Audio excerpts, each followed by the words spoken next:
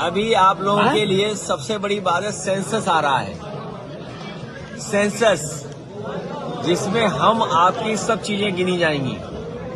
कई सवाल उसमें हैं, हम उसमें सवाल और जुड़वाना चाहते हैं। सेंसस जो होगा उसमें पहला सवाल मैं जुड़वाना चाहता हूं, सरकार से मेरी मांग है कि जाति जनगणना हो, जाति की आबादी क्या है उसकी गणना हो। बैकवर्ड, दलित, पिछड़े, आदिवासी, जो भी जितनी जातियां हैं, अगड़ी पिछड़ी, सबकी जातियों की गिनती हो सेंसस में। नंबर 1। नंबर 2, सेंसस में हमारी मांग होगी कि सरकार ने सबको वैक्सीन लगवाई और वैक्सीन की वजह से सुनने में आता है कि बहुत सारे लोगों की जान गई है।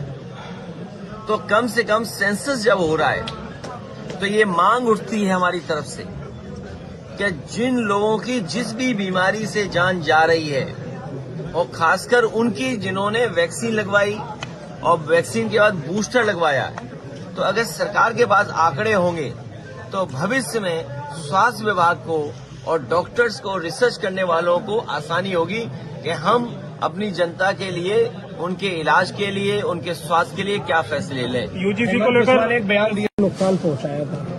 तुम्हें ओवैसी की ज्यादा चिंता है। अरे इनका नाम क्या है?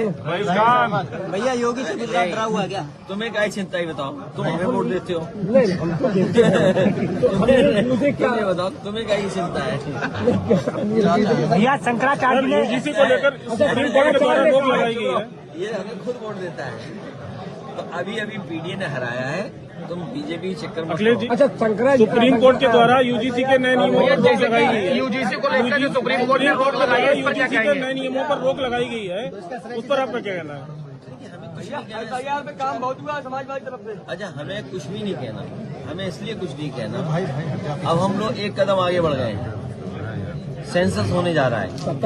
आप बिल्कुल सेंसस बहुत सीरियस लेना। आपके हिसाब से भैया 370 दिन रह गए। सेंसस इसलिए लेना जरूरी है कि उसमें आपका सब कुछ जनगणना होगी और भविष्य में जनगणना के हिसाब से फैसले लेगी और पॉलिसी बनेगी।